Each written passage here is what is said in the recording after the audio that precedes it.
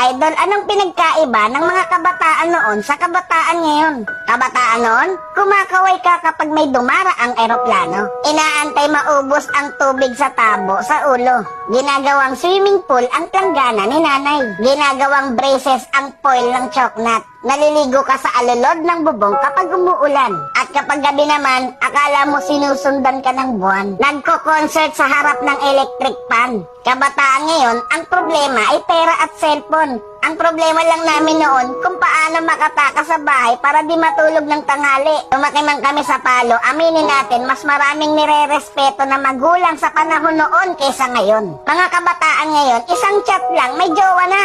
Eh kami noon sa flames lang umaasa. Broken hearted pa pag friends ang resulta. Mga kabataan noon, ang dami ng alam na trabaho. Kesa sa kabataan ngayon, tamad na, puro pa gadgets, di pa mautusan. Minsan nagiging ibon, minsan nagiging paniki. Wait lang. Batako. Idol, hindi kawawa ang batang inuutusan sa gawaing bahay. Ang kawawa ay yung batang lumalaki na walang alam sa buhay. Yung nakaranas lang ang pupuso nito. Real talk yan.